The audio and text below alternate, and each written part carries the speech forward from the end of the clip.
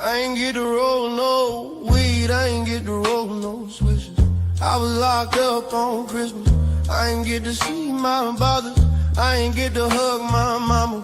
Couldn't even give her no kisses. Can't even post on my Instagram, cause these pussy fellas be snitching. Everybody acting suspicious. Might probably say that I'm tripping when I'm all alone in my jail cell. I tend to get in my feelings, and all I smoke is that loud. Don't pass me no midget, and I'ma smoke all of my pain away, cause that's the only thing that gon' heal it. I don't understand these women who go around pretending as if they really fuck with me. So I love them all from a distance, cause the same bitch say she down the ride, be the main one who trickin'. Got Molly mixed with promethazine because every time I wake up in the morning, I got murder on my mind. AK-47, Mac 11, Glock 9s, and all these pussy fellas hating, trying to knock me off my grind, but I can't let them do it. I got murder on my mind, bitch, I got murder on my mind. I got murder on my mind. I got murder on my mind. I got murder on my mind. Oh, I got murder on my mind. I got murder on my mind. I got murder on my mind. Oh, yellow tape around his body. It's a fucking homicide. His face is on a t-shirt, and his family traumatized. I didn't even mean to shoot him. He just caught me by surprise. I reloaded my pistol, cocked it back and shot him twice. His body dropped down to the floor, and he got teardrops in his eyes. He grabbed me by my hands and said he was afraid to die. I told him it's too late, my friend, it's time to say goodbye. And he died inside my arms, blood all on my shirt. Wake up in the morning, I got murder on my mind. Birds flying high, you know how I feel. Sun in the sky, you know how I feel. Breeze drifting on by, you know how I feel. It's a new dawn, it's a new day, it's a new life for me, yeah. Turn on your mind now, tune into the feed. We're planting digital flowers from a single tiny seed. Yeah, power to the collective in the data and the soul. The hive mind's getting louder, finding voice and control.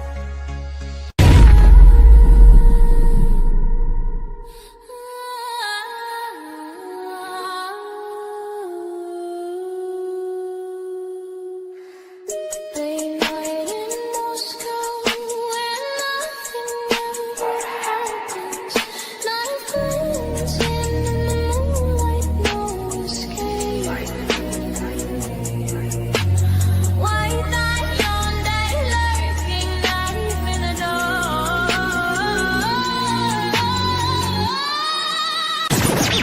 Paranoid searches for a full vision ride. Under surveillance, nowhere to hide. Influence creeps like blood on the floor. Fine line between peace and war. From campus to crypt, the script lips tragic, mystic and twisted. Magic turn manic. All crew lingers, but the echo remains. Chains of the slain in eternal pain. And here we go. Welcome to the freak show, the best in town. What is going on, Hive? I hope everybody's having an awesome day. Let me make sure the audio is coming in loud and clear. If this is your first time tuning in, I'm your host, Birdie. I go live weeknights at 7 p.m. Central. The Hive Mind is a contrarian thinking live stream. So what does that mean? Well, it means if you are easily rattled or if you are easily offended on behalf of other people with a situation that has nothing to do with your life, you're going to hate this stream. You're going to hate me. However, I would encourage you to hang out. Stick around in the chat. I got the best mods on YouTube with Discord Dawn, UFO Dog, Luna Bliss, formerly known as Beck, my beautiful wife, Mrs. Birdie. And they will give you enough leash to hang yourself. You can disagree. Just don't troll or spam or threaten, but hang out, test your thoughts, see what's going on in the chat, because there's a lot of different opinions in here. And that's why I created this channel. I wanted a place where people could look forward to every evening at 7 p.m. Central to hop online and we can talk about, currently it's the Idaho 4, but who knows what it's going to be next, right? I want people to be able to come in here and say what they want and not just get booted out of a chat because somebody disagrees with them. I hated when that was done to me. And I said, you know what? I'm just going to start my own channel. And now we're here. And it's been great. And I just want to say thank you from the bottom of my heart to everybody that does tune in. The Hive is the best community. Now, this evening's going to be a call-in show. I have the link pinned at the top of the chat, but I want to start with a very, very simple truth in regards to the Idaho 4 case. Most people have heard that there's a bunch of new crime scene photos that just dropped. And whether people like it or not, especially the guilters, let me just say this. These photos, they 100% change how this case feels, right? If you've looked at them, you know what I mean. Now it's not just what court documents say or what Ashley Banfield says, what headlines say, right? It's not already decided. And that's been a theme in this case. Everything that we've been told seems to have already been decided. And now we get this glimpse into reality, not just paperwork, not just rumors. The reason why I'm doing a call-in show tonight, not only do I love hearing from you all and your thoughts, but it's this underrated, undervalued aspect of what the mainstream media just does not get. And it's that the people who tune in that have thoughts about what their story's about, they have a lot to say about it. And I think doing this call-in show, it helps me. It keeps me on my toes. I know you all are an extremely smart and quick thinking chat, so I love hearing what you have to say. But that's the beauty of the Hive. The Hive is not this mainstream, perfectly curated, finished product. No, we do everything live. We have the freedom to think out loud. We're going to exercise that right until we can't. And if you guys could please quick hit that like button, hit subscribe as you're filing in. I'm going to make this full screen. Just screenshot this. And then after the live concludes, tap on the QR code. That will bring up all of the Hive Mind socials. I hit 100,000 on TikTok today, which is insane. I never would have thought that. That was in like 8 months, 9 months. Wild. And I'm very grateful to everybody that has followed me over to YouTube. We're at over 20,000 subscribers on YouTube. So the Hive is growing. We're reaching far and wide. I just want you guys to all know how much I appreciate you and how much I thank you for tuning in. We are, I think Discord Dawn had just texted me before the stream saying we're like 2 people away from 2,000 in our Discord, 2,000 in Discord. Yep. Good timing, Dawn. And that's awesome. It really is. I would have never expected this. And I'm grateful every evening. I look forward to this. So if you do want to join the Hive's 24/7 headquarters off stream, the Discord is the place to do it. We have every doc drop, photo drop, not just on the Idaho 4, but anything ongoing. That's the place to be. We got world class. I say world class because I mean it. I'm just like, this is crazy that people are on it so quick and just great analysis and synopsis. And they pick up on stuff that it blows my mind every day when I go through it. Now, typically in the call-in shows, what I do is I have this timer. And some feedback that I got is people feel a little bit rushed. So I'm not going to do the timer tonight. Just know that if I cut you off, I'm not being rude. Okay. I promise you, I value what everybody has to say, but if it's kind of going nowhere or if it's repetitive, I'm going to cut you off for the sake of the stream, for the viewing experience. Try to keep it to like 5 minutes or less. Be precise, know what you want to say. We're going to be talking about the new crime scene photos, which I had to put a negative filter on all these. So hopefully, please do not let this stream get shut down for showing these. But I put a negative filter on them, and I have a handful of them. Okay, so I don't know about you guys. One of the things that really, really stuck out to me was that these crime scene photos, they feel different. They feel very different. They feel like a giant struggle occurred. And early on, we were told that this was very quick. This was quiet. It was fast. It was direct. It was in and out. These photos, they support none of that. None of that. These photos look like ruckus, rowdy. It takes a long time. People are fighting back. There's chaos. And when you look at these photos and it looks like something took longer, everything in the mainstream timeline becomes way harder to explain. And that is not a conspiracy. That is logic. That is critical thinking. That is, my eyes are telling me this. My brain is telling me this. It's as simple as cause and effect, right? So when people get caught up on this word struggle, right? When I think of struggle, it doesn't necessarily even mean loud. I believe that this was loud. We heard the screams on the camera of 1112. We've heard it on the Linda Lane camera. But now after seeing these photos, when I hear struggle, what really comes to mind, and I hope this resonates with people, is that struggle means that this did not finish where it started. Okay? The things that happened did not stay where they began. There was a reaction. There was resistance. There was movement. And I hope that that articulates it well enough for people to understand what I mean by saying that this timeline the state's giving us is bullshit. It's complete BS. I've actually tried to stop cussing on stream, so I apologize for that one. I got to get a swear jar. But what I want in this call-in show is for people to feel comfortable to speak their mind, right? I say this every time. You can say whatever you want. Use your head. Understand, obviously you're on the Hive's channel. So I guess take that with a grain of salt. I hope that means that, you don't want to say something that gets the live shut down, or you don't want to, say something that's derogatory. But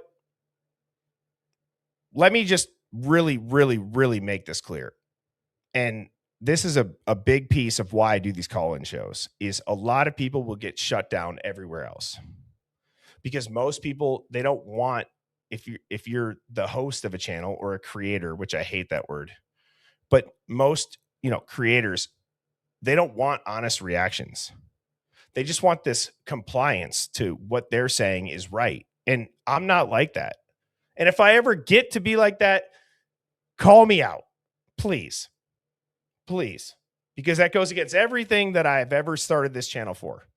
Now, I'm going to be talking directly to you all.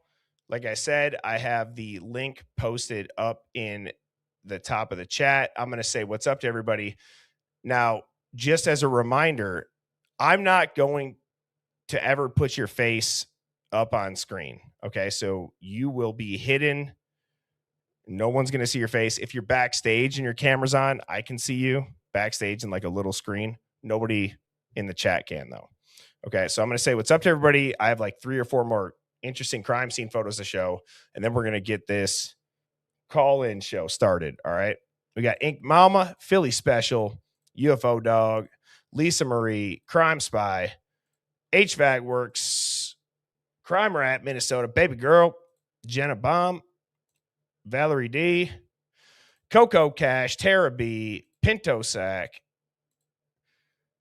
Spaghetti Tack, 0. Love that. Pink Cadillac. What is that business that's like every dollar goes towards a pink Cadillac? I had a coworker that used to say that all the time. Like his wife did that. Not sure if that's related. Brandon, what's going on, brother? Miles, Uncle Daddy 001, David, Kathleen, Honora, Brennan, Jeep, Overlanders, Debbie, Discord, Dawn, what's going on? Blue Eyed Candy, what's Gucci, my Louie? Great to see you. Gypsy, Tarnished Pearl, Jules Down Under, Sweetly Psychotic 420. I love that username. Jenny 444 in the door. UK Karen, Shed Evil, Philly Special, the Snooper. Oh God. You got Mommy Milker Mindy 69, whose kids gave her that name. Kids and her friends. Still gotta just be mature, Birdie. Be mature. Repent Salvation, Luna Bliss, what's going on? MS8114. What's up, Okie dokie Lisa? Hey, Okie dokie Lisa, by the way, for your merch thing, I'm waiting on an email back. So just know that I'm working on that.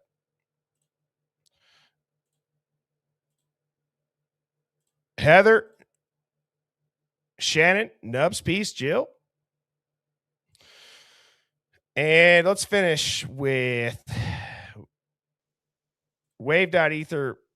And we got her name's Rio. Good to see everybody. Thank you again for tuning in. Now, let me go through a couple more pictures here as people are filing in. Again, backstage, I think we can hold about 7 or 8 people. We got 4 right now. So we got 3 or 4 more spots. Now, quick question, and this will, obviously go into what I want to hear from you all on. Why in any world would it take this long to release photos of a sheath? That's what I want to know. That's a very simple question. Now, you look around, you look at the walls, you look at the bed, you look at the floor, you look at the nightstands, you look at everything else. How does this come out unscathed?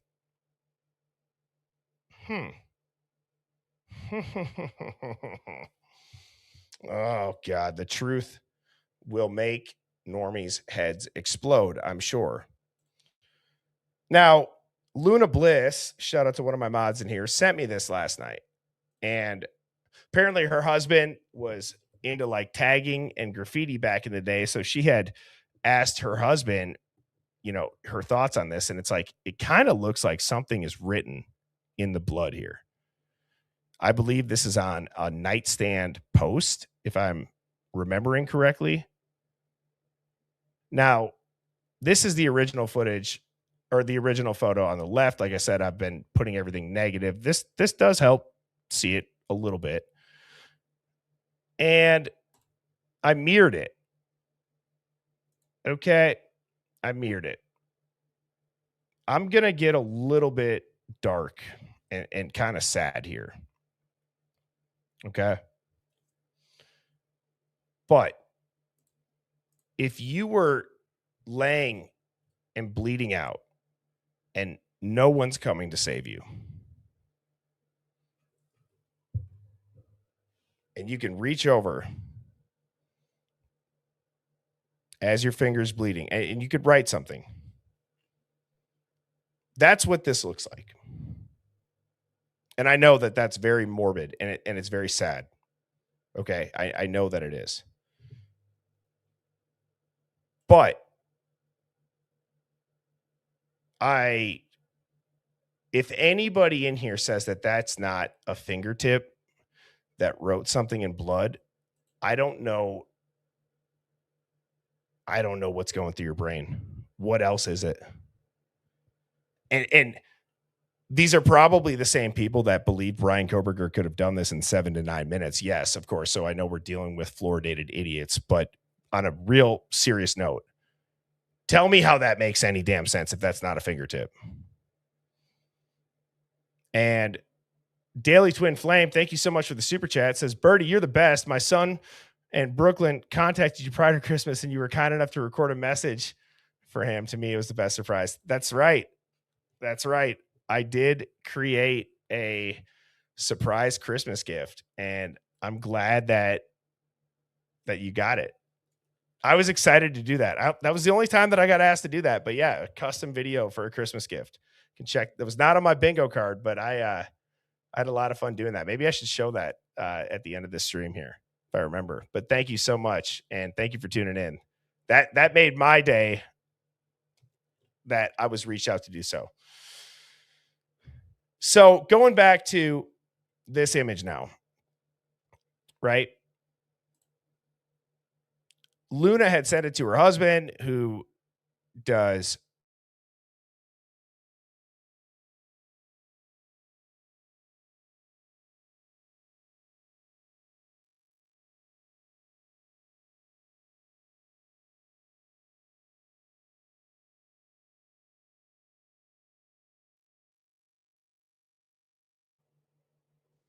all right.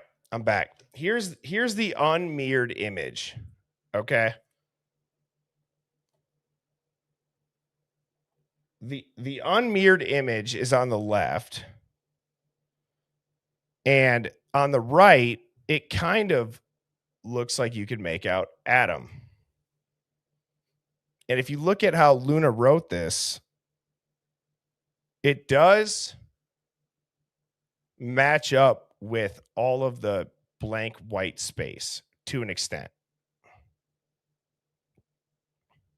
And I thought this was very interesting. Okay, so this is mirrored, but not mirrored.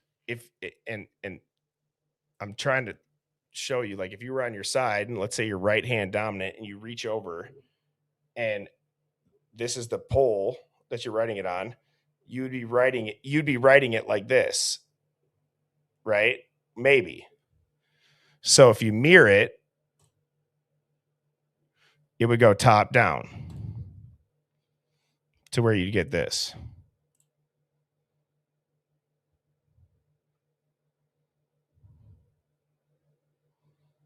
And again, I don't know at all if that's what it says. That's Xana's room. But it's interesting. And then we have this.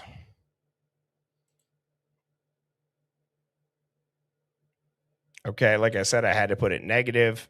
I'm hoping that with the algorithm gives me a little bit more leeway. Somebody tell me how the hell not everybody in the house is awake. Please. Somebody tell me how these roommates are not in handcuffs. I'm sorry. If I was a parent and I saw this as the aftermath and you waited 8 hours to call the cops and this is my daughter's room or this is my son's room,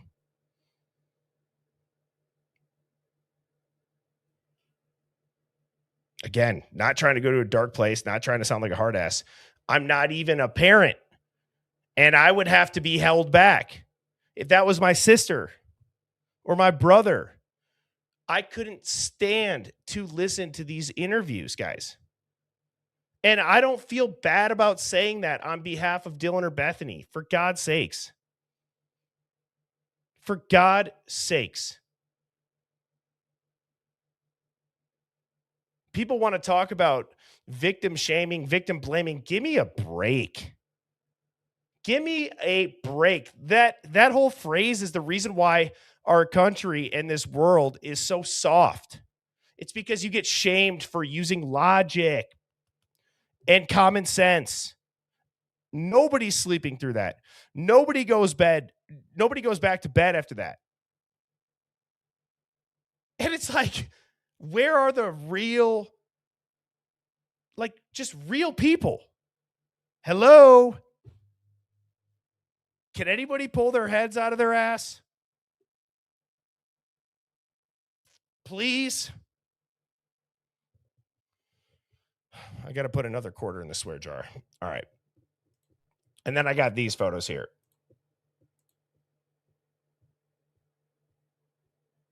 And if you look at the bottom left of the screen, I had to cut it off. When this bar goes away, you'll see some hair on the edge of what looks to be a face.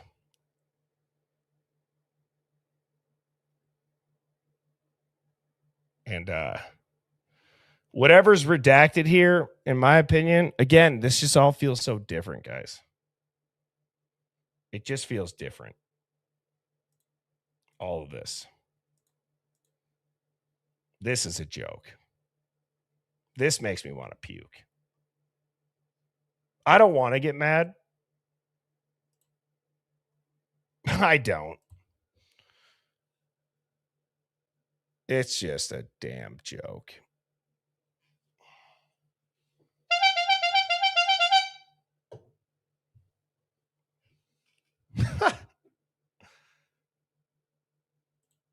Where's Brian Koberger's family? Where's Ann Taylor on this? Seriously, that's the weirdest part about it. How is Stephen Avery getting a documentary that convinces the entire world, oh my God, Manitowoc Police Department in a little small town, Wisconsin, is so corrupt and they're framing him to not have to pay out a lawsuit for a wrongful conviction. So get his ass back in jail. But then this? How many people even were thinking about Stephen Avery still? Yeah, Brian Koberger. Like, did anybody complain about, or did anybody see news about Stephen Avery complaining that his banana or his cookies or his diet or whatever? Like, really?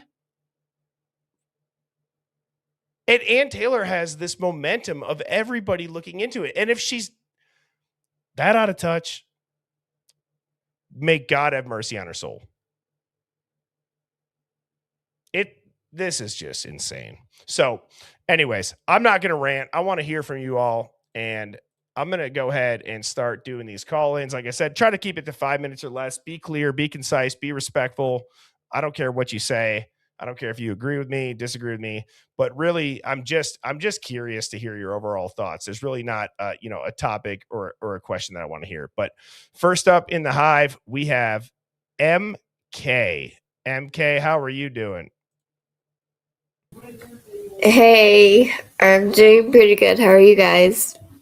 I'm doing great. Thank you so much for calling in. Let me just make sure that let me just ask the hive. Is my mic okay, guys? Can you hear us all right? Type of one, just real quick. Sorry about that, MK. I know you're the first caller. I just want to make sure. Oh, it's okay. So let's see. All right. Yep, you're all good to go. What do you got for us? I was wondering if the psychology of the weaponry had been discussed and why it has kind of been glossed over.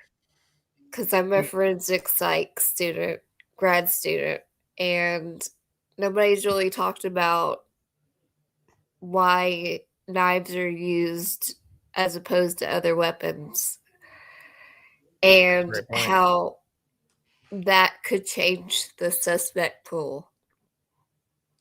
So you're studying this. What would your study say?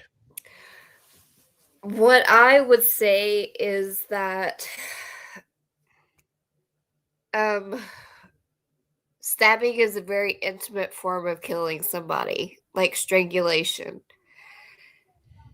So if you are not intimate with the victims, like Brian Koberger, he has no connection to them that they can find, no knowledge of their house, of them as people, no motive. He would likely choose another means of killing them. unless you introduce the incel aspect of the crime, which would mean he would be getting sexual gratification. Yeah. But, you know, like they showed pictures of him in Walmart with a girl, so it's like he's not completely disgusted or like disgusting the other sex so that they don't even talk to him. He's not sitting at home just, you know, Hating women. drooling over Instagram pictures or anything. So that kind of tosses that out. In the very beginning, do you remember when Steve G said that the killings were sexually motivated? Yes. Okay. There was a mention of panties in the road. I never heard anything else about that. What turned up with that, or do you know? From my recollection, the most plausible theory that I had heard was that there was like a laundromat not that far away, and maybe somebody was carrying their hamper back. Just That's happened about to be the same time. Okay. it. Doesn't that kind of fit right in with everything else in this case, though? It's like, oh yeah, maybe that makes sense, you know. Yeah, But everything. Well, I mean, stabbing has sexual connotations. It's also about control, possessiveness, unreturned feelings of love and desire. If the killer can't get it up to actually rape somebody, or if they have an audience, like if it was a group thing, like I think it was, like more than one person, like the stabbing takes care of the penetrative aspect of killing. Then you have the layer of the Greek system being involved. 3 of the victims were former members of sororities. And those 2 sororities that they were former members of were put on probation after their deaths for safety. Yeah, safety and health violations. that's true. I mean, they were definitely being investigated. They, I believe, had a massive presence of police. So, like, why would those sororities be put on safety and health violation probation? Was it because somebody like had food poisoning? I don't think so. No, I think no. it's probably because somebody got murdered for leaving the sorority, and they knew that other members were part of it because Bethany and Dylan were both members of the same one that Maddie and Xana were, correct? Yeah. And there was, you know, people who had left sororities. Obviously, people were dating others in the frats. That's college, right? There's a network of Yeah, sexual I'm stuff. Greek myself, so like I understand the inner workings of it and have been in the position of having a situation and having the Greek system cover it up so it doesn't get past it doesn't get past the Greek system to go to the university to even go to the police. Well, I'm glad you said that. And thank you so much for the call, MK. I appreciate you. Because if you guys remember, a couple of, actually, I think the last call in, we had somebody who said that their ex-husband was a part of Greek life and their kids found like their pledge book. I'm paraphrasing. And especially down in the SEC, I'm not calling anybody out by name. I don't know. I was not in Greek life. But, you know, my algorithm when I watch like College Game Day or any football, it seems like there's a lot of dads that used to be in certain frats that still go down there and they pregame, especially down south. Networking, whatever it may be. But I definitely remember a caller the last time that we did a call in reference kind of exactly what you're talking about, where it's a different world, right? It's a very tight knit crew. and the brotherhood goes far. So this bound by brotherhood secrecy, I agree, that exists. It absolutely exists. Now, are they going to be able to outsmart every alphabet 3-letter agency for 2+ years? I'm not sure. Next up, we got, let me just make my screen a little bit bigger. Next up, we got not Kathy, sorry, Katie. Katie, how are you doing? Hey, Bertie, I'm doing good. How are you? I'm doing great. Thank you so much for Good. calling in. What do you got? Hey, so I'm trying not to piggyback too much off the last caller, but I have a little bit of a conventional take with serial killers. My mom was obsessed, so we dove into the psychology all throughout my childhood. And I got to speak, man, to everybody trying to focalize on Danny Rawlings being him, Brian Koberger being a copycat. Gotta say, I totally disagree. Danny Rawlings was very specific in what he did. He not only targeted college women, he had a certain profile that he liked. Petite women with brown hair. And I know numerology and everything like that speaks to a lot of people, myself included, but a lot of people are doing compare and contrast with 3 victims were women, 1 was a man, like Manny Taboa. Danny Rawlings, man, even when caught, he will gladly say Manny Taboa gave him a run for his money and knocked his shit, knocked his world. He said had one wrong move. He said it could have been all over for him. He could have been caught. And I cannot help but think, look at the build of Ethan. I mean, come on, man. And look at Brian Koberger. It's just, to me, like you said, to spit in our faces. And then, yeah. I agree. Go for it. I would love to hear your take on that. What do you think about the comparison with Danny Rawlings?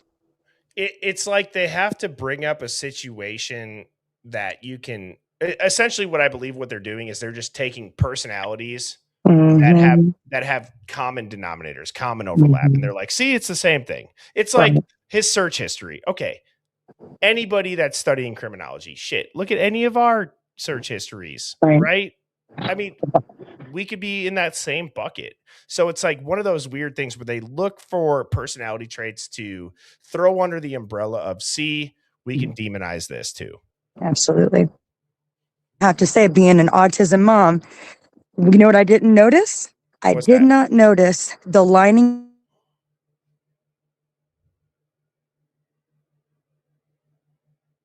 So you kind of cut out, Katie. Sorry. What? I did not notice in Brian Koberger's apartment, at least based on what we saw, I did not see one thing that was emulating the entire story that they gave us about, oh, he broke into his co-workers, homes and lined their items up. Albeit my son does that. My son's level 3 autistic. He lines things up and it's a compulsion. They have to do it. So I have a very, very hard time believing this man went into somebody else's domicile, did not imprint on it in such a way that would kind of be, at least speaking to his OCD. There's just too many different mitigating factors that they're not tying up loose ends. They're just, like you said, throwing shit to a wall. See what sticks. It really is. And so can I ask you maybe somewhat personal question? When you say level 3 autistic, what does the level go up to, and what's like the highest level, what's the lowest? No, it didn't offend me at all. So level 3 is typically means that they're going to need the most support in life. That's the highest level. Yeah. So, that's technically I should say they're not as functional. Level 1 is they might need a little bit of help, but they're going to be okay usually. Level 2, it's a little bit more. Yeah. So it's hard to see, but I didn't want to take up too many other time from other people, but I just have to say, big fan, and I don't believe the mainstream narrative or the note left behind that they recently found that looked like it said Maddie Mogan or Guy Mogan. Yeah. Well, I appreciate your call, Katie. Thanks, and cheers to you. Have a great night. Thank you so much for calling in and being a part of the Hive. You. Appreciate you. Take care, guys. See ya. Thanks. Now, see, I love calls like that when people take experience from their own life and they can relate it to this case. It's key. It really is. And man, I'm so proud of this community and the Hive for, clicking on a link, calling in, speaking your mind, sharing your life with us in confidence. And it's just, it really, it's something I hold near and dear to my heart, and I'll never stop doing these call-ins, and I really appreciate you guys. Next up, we got Blue Eyed Candy 912. What's going on, Blue Eyed Candy? How are you doing? Hey, Birdie, how are you? I'm doing great. I hope you're having a great night.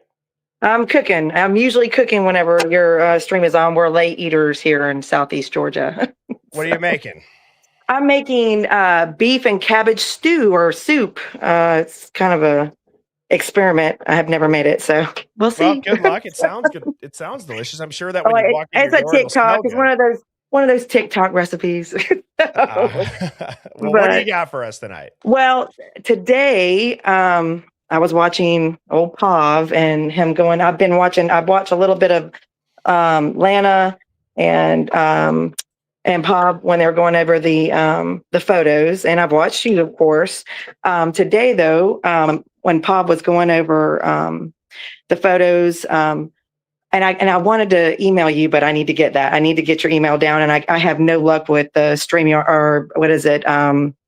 Discord. I suck at that. I cannot figure it out, but I wanted to send you. He had showed the photos in Xana's room with the footprints that were in the blood there. And he was talking about having to look at he was going to look into that more to see what kind of shoe type it was. And of course, I just screenshot it and then, of course, put it into Chat GPT. And this particular one come back with it being a cross trainer type shoe and also police tactical. So I don't know if that was a print that was made when they were first coming into the scene, but I wanted to send you the screenshot that I had and basically what ChatGPT had come up with. But of course, I couldn't figure it out and I didn't have the email. But I figured right now would be my perfect time to bring it up. Yeah. Send me that email. And for anybody else, if you don't join the Discord, that's okay. Birdie's Hive Mind at gmail.com. I put it in the chat. I put it up on screen. I am on it. I just can't get vetted, or there's something about vetting, or I don't know, or being verified. Maybe that's where I'm getting hung up on it, but I'll get it figured out. I will. I'm going to walk people through that too tomorrow night. Let me make a note of that. Just it's not complicated, but I'll show it. So I appreciate you saying that. But also, let me ask you this. So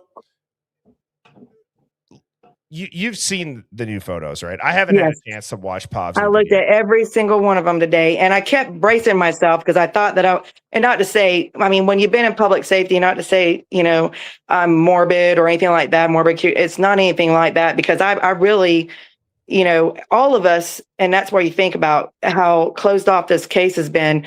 All of us have had to rely on our own minds and imaginations as to what we're viewing these crime scenes, to look like. And that's been me. That's been a big part for me, because that to me is going to explain a lot.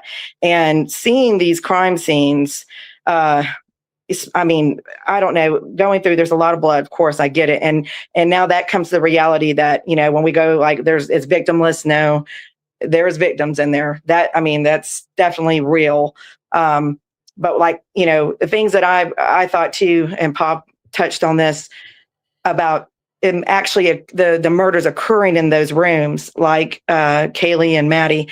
The patterns on the wall, I don't know. To me, it looks like something like a hatchet or something that was just different than a K-bar knife. And the fact that you had all these blood spatter areas throughout the house on the stairwell with Kaylee, it's just causing me, I don't know. It doesn't look right. I have more questions. I do not feel like those two girls, especially, were killed in that bed. I don't know. So when you say public safety, what is that? Is that like, are you? I was a dispatch. I was a 911 dispatcher. Okay. For almost 10 years. Remember, as far as taking that, and I've dealt with calls where homicides were in progress or violent calls and stuff like that. So I've always been in it. I've got a family background, law enforcement, detectives, troopers, all that. It's in my blood. But I end up walking away because it does take even at my level, it takes a lot, as far as, I would say 1 year in that line of work is like 3 years off your life. It's I believe just, that. yeah, I believe it that. is. And, I would come, you just get, there's a lot of, nobody's calling you because they're having a good day. So you hear the worst of the worst every day, even in my line, at that part, there's the first responders. But, anyways, I have a lot of respect for law enforcement, of course, like I said, family wise, but, I hate that I'm doubting what they've done or why they're doing, if they are covering things up or they're, I don't know. It doesn't feel right. But my other point, I know, because I don't want to take up all your time. I know I've been on here for a little bit, but I want to touch on what was it? Hang on a second, because I'm gonna lose my train of thought here. The whole oh gosh, of course and then that's we were talking about the blood, we were talking about the spatters, hatchet, you were talking about being a this is dispatcher. my thing. Okay, yes. Okay, just like Pav doesn't, people like Pav, no, they don't want to hear it. Like when we talk about the frats, all these different theories, stories. To me, the frats could be involved I think it does come into the drug world. I feel like that cartel, all that scary stuff, the Aryan Brotherhood, I feel like all of that is very plausible. And if there was a way for the frats to be involved, I believe that they could be peddling, the drugs, moving the drugs for them. So to put them in there, that would be the way that they would have their the open door for it. I also feel like there could be a long-reaching hand from the AK or AB, fear, be it the court systems. I mean, to think that they couldn't threaten, make threats, people not prosecuting, it's possible. And not maybe so much corruption, even down to Ann Taylor. She was even representing some of these people on the other side. And I mean, I don't know, because then you got to think about, well, why Brian Koberger? I get maybe why, but him, you got Brent Kopak. I mean, all these different playing parts, and you have to tie them all of them in. And, at what point we got to start picking and choosing, I guess, which theory fits best. But I do think it's more complicated than what they want it to be. I appreciate your call, Blue Eyed Candy. I'm going to go ahead. I'm going to respond to you, and thank you so much for everything and being a part of the Hive. I agree with Blue Eyed Candy. I've also said frats and sororities and Greek life, they don't outsmart the country from the jump. But to say that there's not influence, to say that there's not real money, to say that there's not real brotherhood bound by silence that can give them an advantage, rather, I think would just be arrogant to say that that's not a real thing. I mean, we've seen countless cases that don't go this high profile, and it could just be, SA, it could be hazing, any other, no foul play suspected type death. How do people get away with it? Well, it's exactly what she was describing. And I appreciate Blue Eyed Candy very much. I think she always brings, great topics to the conversation. And that was a great call in. Next up, we got Ass Man. And I'm not putting a quarter in the swear jar for that one. What's going on, Ass Man? How you doing? Oh, Birdie, what in the hell is going on in this case, man? I don't know, man. I feel like I'm in a fever dream that is on bath salts. It's like an episode of the friggin' Twilight Zone. It really is. I mean, first of all, the photos that had come out. I mean, I was listening to Jules while I was at work today from her stream the other day, that when the photos came out. These sick people that want to see the photo that got leaked of Xana. What the? Pardon my French, but what the fuck? Yeah, what does that prove at this point, right? I know I didn't want to see it, and I know Jules wouldn't show it, and I commend her for not wanting to show it because it's disrespectful to the victims. We're lucky that at this point we got to see the unredacted crime scene photos. But we can absolutely tell now that this was not some clean, he studied criminology, so now, he's a mastermind. No, bullshit. Bullshit. That audio that you put out the other night, I was watching it and reading the captions. Hopefully one day we'll get some clear audio to where it doesn't sound like it's a VHS tape from 1987. Why do you think that is?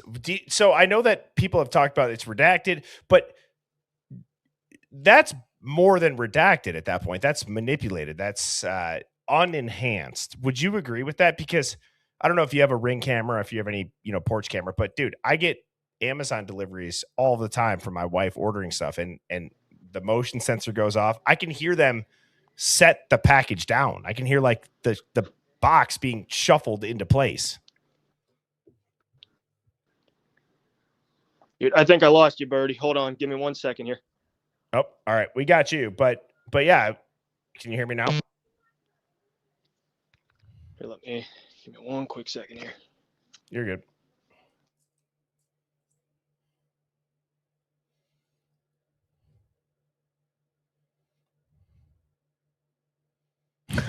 Someone says, "Don't lose your ass, Assman."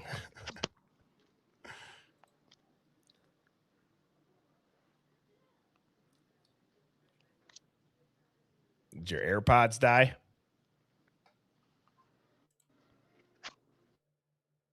Bueller. All right, I'm back. Can you hear me? We got you loud and clear, brother. What I was saying is, you talked about the 1980 film, and I said, it's not just redacted, that's manipulated. My wife, myself included, I'll get stuff delivered from Amazon and it shows up, and I can, I get the alert, like the motion sensor, and I can hear them shuffling the package around on the ground crystal clearly. You know what I'm saying? Why do you think that it's so hard to make anything out? Oh, because it's going to go against their narrative. Right. But would you agree that that's forward thinking manipulation to not allow people to see the truth? Right. And it's like, I remember the first time I called in, I remember saying, they question us they get pissed off that we question stuff. Well, you know what? At this point, why the hell are you hiding stuff? It's 4 years later almost. I mean, right. And what pisses me off the most is, like, I'd say the most about it is, if I had gone to that school at that time, that crowd of people would have probably been who I would have been friends with and would have hung out with. So to put like yourself in the shoes of, like, the King Roadhouse people. Yeah, the victims. I mean, they were like, my personality from what I know about them. I mean, again, I could be wrong, but based off what I know about them, I mean, they would have been the type of people I would have hung out with. I agree. I think most people that are young and social can relate. I just don't get how the G fam, and no disrespect to them, I mean, God, I can't imagine what them or any of the victims' families could be going through. I really can't. So we just all want the truth at the end of the day. We want to know what happened, what really happened. Yep. Because this isn't like JFK. This isn't like, no one, only a couple people had cameras. Only a couple people can know what the hell's going on. No, everyone has a camera in their pocket. Everyone has a tracking device in their pocket. You can't hide shit like you used to be able to back in the 60s, 50s, all that stuff, even the 70s. You can't. The technology that we have. No, hell no. Yeah, we can't. The technology that we have, like you were saying about the Ring camera, my Ring camera, picture crystal clear. I get an Amazon delivery. My wife gets an Amazon delivery. Even the security cameras I have in my driveway. Yeah. It's only blurred and the sound is that distorted if we get a horrid snowstorm. And that's it. Isn't that any nuts? other day I can. Yeah. So no, I totally agree. That video was so manipulated. They need to let the unmanipulated camera footage come out, because these were four beautiful young souls that had the whole lives ahead of them. I think we can all. And you want to tell me that some guy who had no connection with them came into a house that had such a bizarre floor plan, never been to the house, but was able to find out where every one of them was? Plus, I'm a car guy. His car didn't have freaking fog lights. No way. Check the car and had fog lights. His doesn't. What about okay, real quick, give me your 30-second synopsis on what sounds to be, a diesel engine. A lot of people have speculated Quinn or Dylan has the F-350 turbo diesel. I have seen Pov's video. Not that I'm just bringing up Pov, but there's a lot of people that have been like, okay, so Hunter's driving this Ford Explorer and it's a twin it's a twin turbo Ford Explorer. I've never heard a gas engine sound like a diesel ever. No, you know what I mean? If that's the twin turbo, that's the 3.8 liter EcoBoost that Ford Explorer has. And that's not the idle rumble. It's even if you straight pipe like when I think of a twin turbo, I think of a blowout. Hell no. Not this, or not like like I don't think of that when I think of a twin turbo. Yeah, well, that even if he has the turbo, you'd still hear that whistle sound. But there's no way. Let's just, if that camera can't even pick up friggin' voices, there's no way that camera's going to pick up that turbo going off. There's no way you're going to hear that turbo whistle. If all you can hear is just like you said, it sounds like people are underwater. It really does. And I appreciate the call, man. Thank you so much, brother, man, for the call. And dude, it's great. Again, you got Blue Eyed Candy, who was a dispatcher. Ass man's like, I'm a car guy. I understand it. This is how we're going to get to the bottom of it. And like I said, this is why I'm never going to stop doing these call-ins. I got a couple super chats who addressed that I'm going to bring up. I call BS onto the stage. Sadie says, I used to live with 3 girls. I was the only one downstairs. I heard everything. When I heard a guy leave, I would go and check on them. Yeah, especially if it's in an apartment or like a college house. If you've ever lived in a college house or just kind of like cheaper housing, the building materials, if you fart, everybody hears it. Like it's paper thin, And Kawanda said it's soul crushing to see the families put more effort into getting money than truth or justice for their kids. That shithole town knows exactly what happened. They've just decided their economy matters more. I agree with you. That town knows exactly what happened. And yes, the universities are the bloodline for that local economy. There's no doubt in that. Cyber Ninja 0077 says blood only on front doors were open. I agree. It is interesting. Missy Q, thank you for the super chat or the super sticker. And Carrie Graham, I didn't even realize this at the beginning. Thank you for the super chat that kicked off the stream for $20. You rock. Thank you so much. As a reminder, any super chat over $4.99 will pop up right here on the, what would that be? Your guys' right side of my head, left side of my head, whatever side of my head. And all right, moving on. Next up into the hive, we got I Call BS. How are you doing this evening? Can you hear me? Loud and clear. Right on. I'm gonna be. I haven't. Should I move? What's that? Nope. No, you're I good. haven't. Oh, should I mute? I should probably mute. I'll mute it.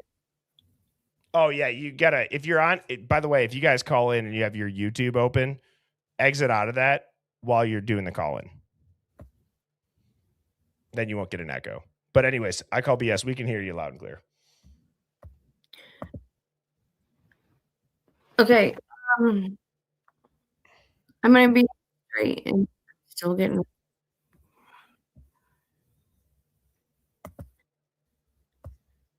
Leave left.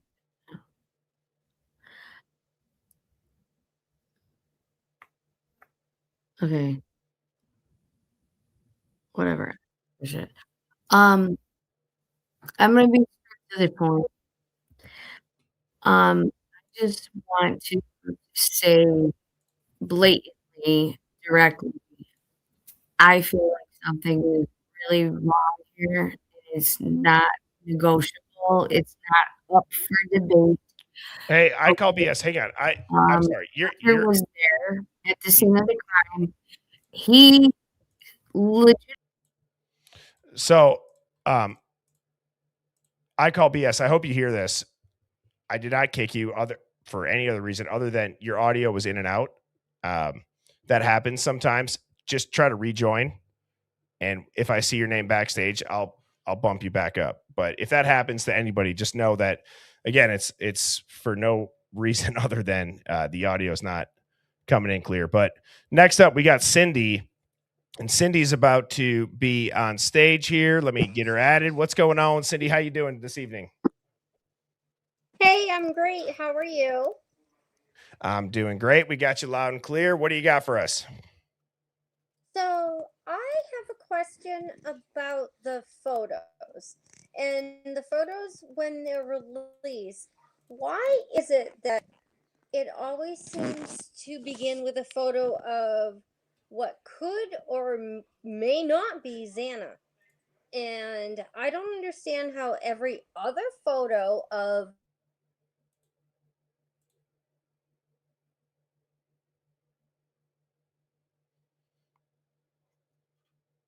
Shoot, Cindy, I think you're on mute. You went out. Uh-oh. We got technical difficulties here in the Hive. No worries. Hang on. Cindy, can you hear me?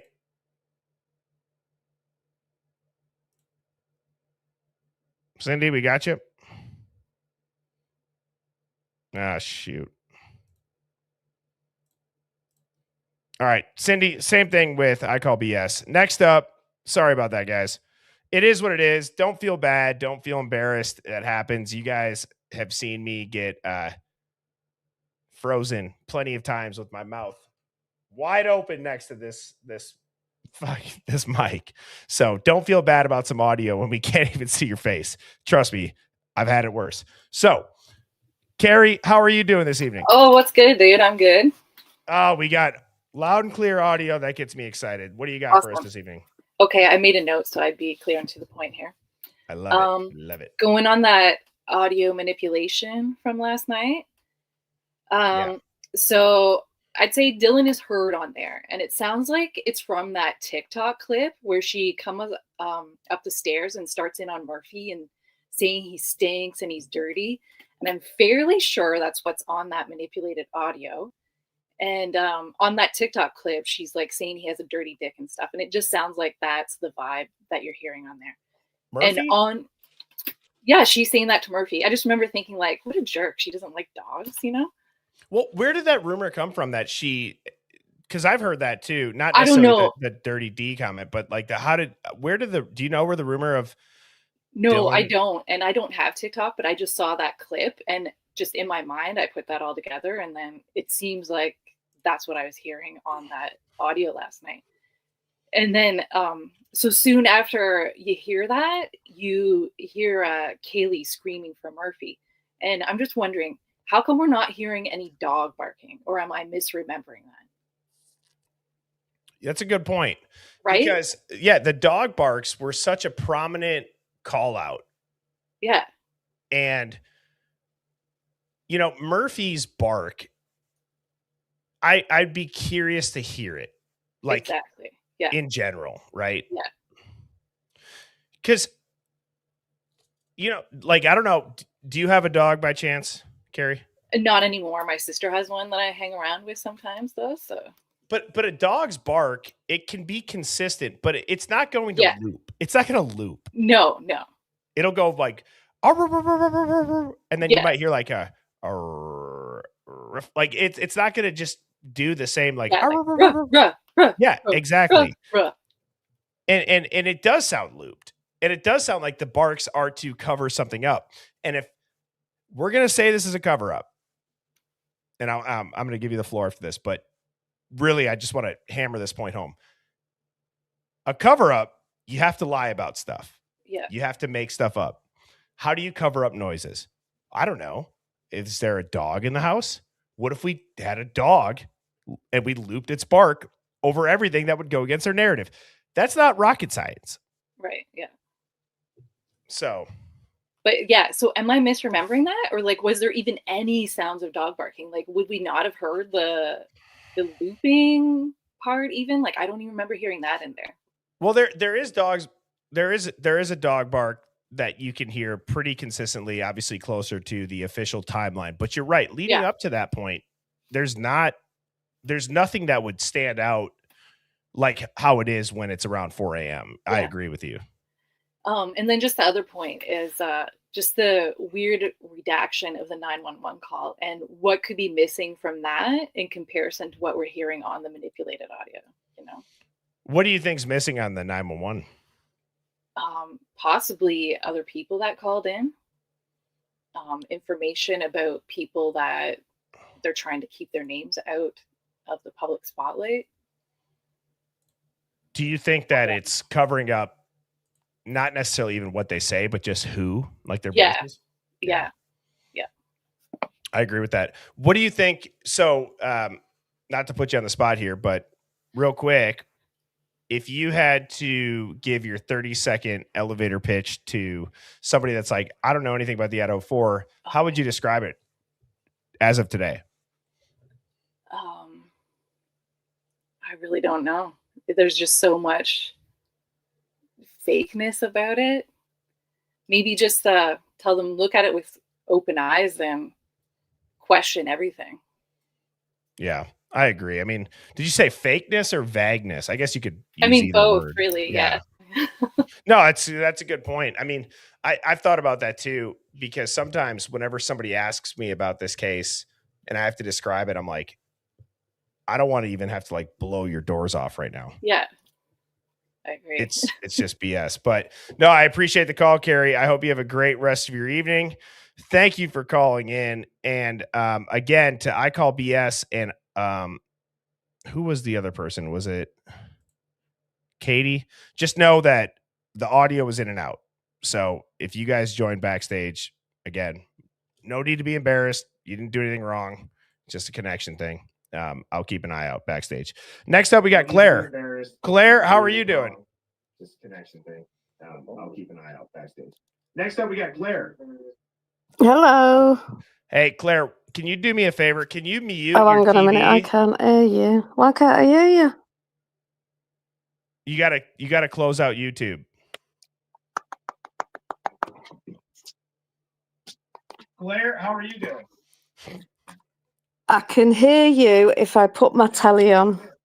Yep. You just gotta Do me a favor. close out YouTube. Right, I've muted my TV. Now you're just on my phone. But I Perfect. can't hear you.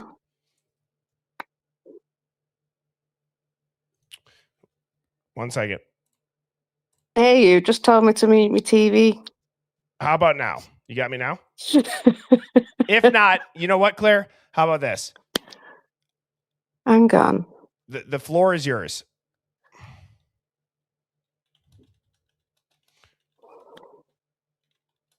I'm going to put it up on screen. Hopefully you can see this. This is fun. Default. It really is. Nope. All right. Hopefully she sees that. How do I hear you? All right. Next up, we got Edie, not just Redman. I used to only say Redman because I didn't know how to pronounce the first name. But we got Edie. How are you doing?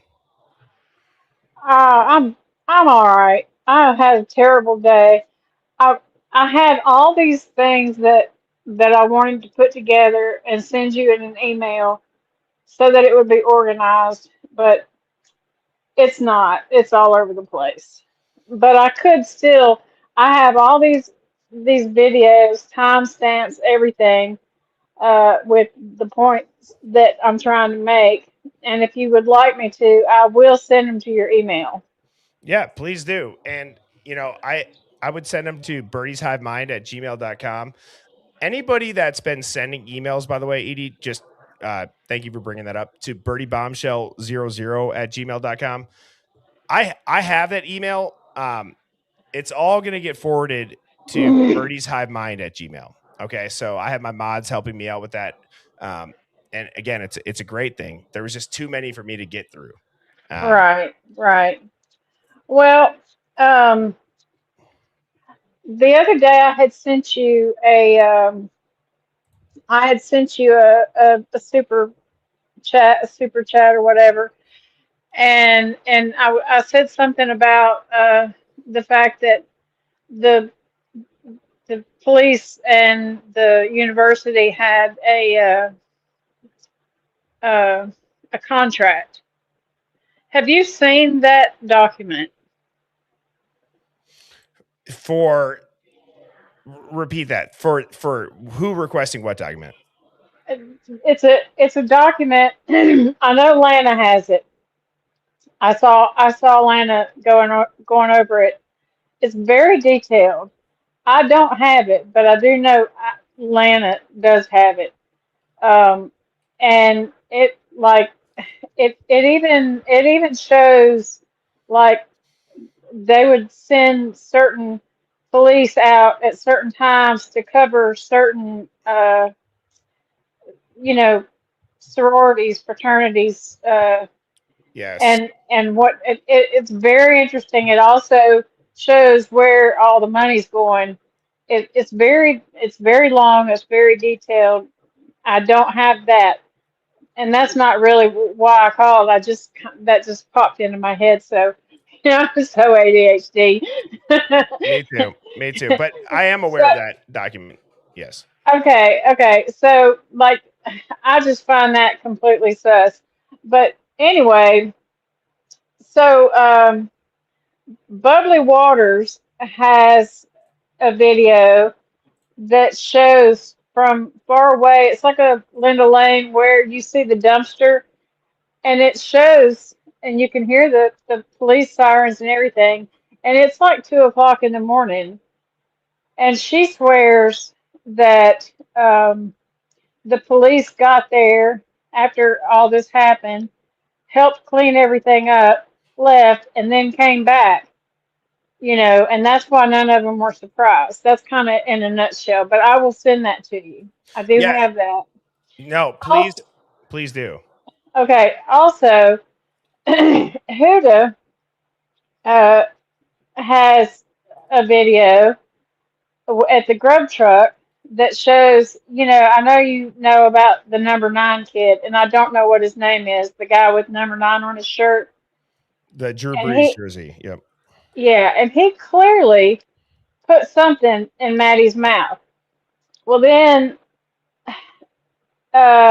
open mind perspectives, and I have timestamps on that too, shows after he does that, he turns to the big guy, the overweight guy, Joe. and he puts his hands up to his head like sleep, like she's gonna sleep. I've seen I have that the time. part. You have? Yeah. Okay. Well, then it shows them all later getting in a vehicle together with the number 9 guy, and I can't identify all the other ones, but there's a girl. Now she wasn't present at the grub truck that I could see, but she's got on this black dress, and it looks exactly like the black dress that Huda shows on a video where at 3:33 Dylan posts this picture of her and another girl in this exact black dress, and the girl is really tall, and this open-minded perspective girl even points out how big her feet are. Interesting. So yes, it's very interesting. And so then Bubbly Waters puts out a video, and I don't know if you've seen this. It's the last video that they did on their back porch together. Like, I guess maybe when they were all there, when they all got home. I'm not sure. But they look really, really drugged. Like drugged up, messed up. Especially Maddie. Uh, she almost looks demonic. She's so messed up. And so I, I can't put all this together because, like I said, my brain's all over the place. But I do have all these videos, and to me, there's got to be a connection in all of this. Well, I want you to email me them, and thank you so much for the call, Edie, because look, there does come to a point where you got to go that granular, right? Whether it leads to something or not, it could lead to counting stuff out, right?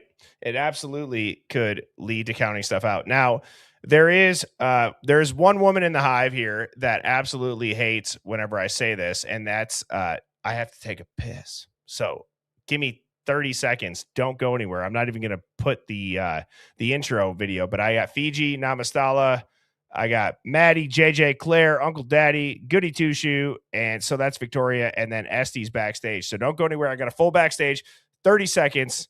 Yes, I will wash my hands. Be right back.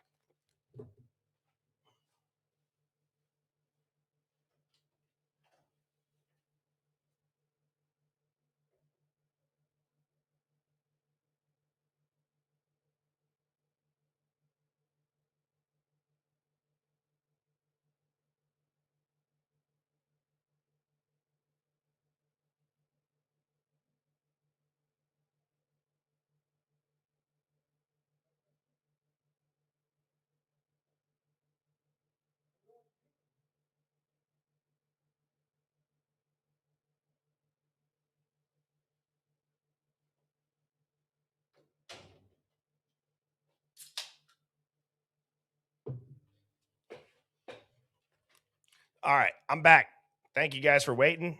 And we got Namastella. How are you doing this evening?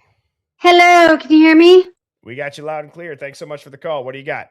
Yes. Nice to talk to you again. I was on your first round table. I didn't get That's to talk right. very much, but yes. So I have a couple points to make. First of all, I think there is a point that people or anybody they forget or they're missing, which is a huge motive.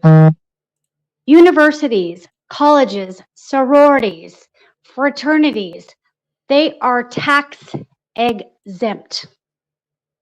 They don't pay a freaking dime, just like churches. So let's say, for instance, that a professor is who's to blame for this. That college goes down, it's a ghost town. How about, like, let's put it together with a couple cops that were supposed to be patrolling around that were responsible for this crime. They are so screwed. That place won't be a ghost town. That place, I don't even know. I don't even know. It's going to die. It's going to go under. Second of all, if you remember correctly, of course you wouldn't remember, but I live in the same place that the Chapins do. This trial against the university is taking place in the county I live in, which is like 3+ hours away. I don't understand why it's taking place in the county I live in. The only thing I can think of is the Chapins were the ones who filed the complaint. Otherwise, it's a mystery. Well, you bring up a good point. So two things. One, the entire bloodline of that economy for most, when I say small college towns, I don't necessarily mean that the enrollment is small, but if you were to take the student population out, what does that town have? Right? Nothing. It has, Yeah. well, not a lot of jobs too either. Yeah. And then to your other point about just looking into the backgrounds of these victims' families, look, it's a dangerous game. Not because people are going to get necessarily hurt or they're going to uncover stuff. It's just that's the dangerous part comes from not getting the truth initially. And that's what causes people to now turn up every stone in what really could be an honest victim's family member's background. But Then nobody but us, people like us, are. right. Nobody but us are. And who's listening to us but us? That's such a good point. Who's listening to us but us? That's a quote. That's seriously, that's so true. That's so true because you're right. How do we get through to people that just They're not. Yeah, Sherlock Holmes had a big old thing today about like the what do you call the probable cause case, and they went to a secret with grand the jury, grand which jury? never happened. Like I was thinking, can we as citizens like file something on not just Brian Koberger's behalf, but the fact that we are American citizens and we just saw something abhorrent happen. This is a big deal. What he says, I understand why he's so pissed off. This is a big deal. Can we as citizens file something, even if Brian Koberger can't, that we saw this happen, y'all messed it up? Can we file something as citizens who saw an injustice happen? I love that point. I really do. Because that's ultimately one of my biggest motivations for this channel is like no one's coming to save us. Yeah, And exactly. it's only us. But us, and we're talking to us, so us need to figure out how to save us. Yep. Yes. I love it. I think that's a great point. And thank you so much, Namastala, for the call in. And one of the OG roundtable members. Always great to hear back from people that have been on the roundtable, which by the way, I got to get that announced too. Man, these days are, I swear to God, the holidays with Christmas and New Year's being midweek, I'm still getting my bearings straight for that. But let me make a note about the roundtable. And we will get that scheduled. But yeah, no, great point, Namastella, because no one's coming to save us. We can disagree. We just can't turn against each other at the end of the day. We've done it enough. It gets us nowhere. And and we end up getting the short end of the stick. We think, oh, I'm going to tell them they're wrong. They're going to tell me I'm wrong. And then really we spread ourselves thin. And the powers that be just dog walk us. And I'm over it. I hope you guys are too. All right. Next up, we got Maddie. Maddie, how are you doing? I got to get your, you got to unmute yourself.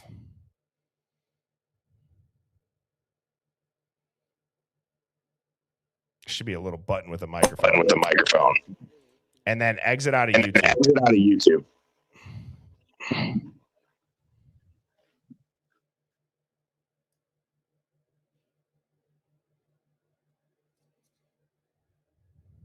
Can you hear me?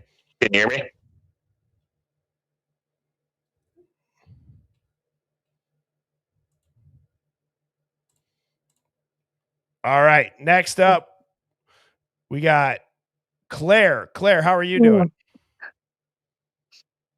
Is that me? Yep, that's you, Claire. How are you? Hey, you figured it out. I love it. Where are you calling in from? England. England. I love it. What time is it over there? What is it? 4:30 in the morning?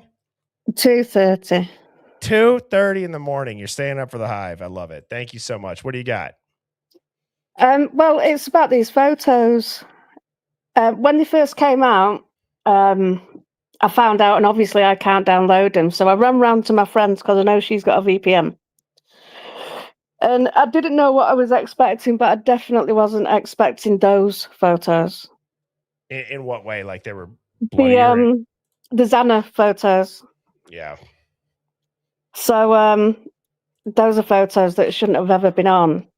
But it does make me wonder, because we had that doc dump that got removed after a couple of hours, and these photos have been removed after a couple of hours. Is there a whistleblower at Idaho State Police?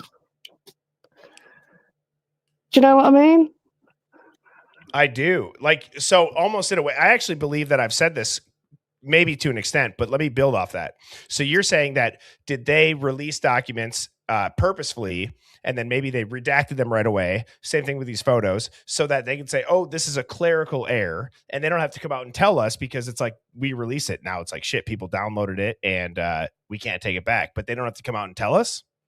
Yeah, because I worked out it was only really enough time for the people that need to get them to put them on the internet for everybody to see them.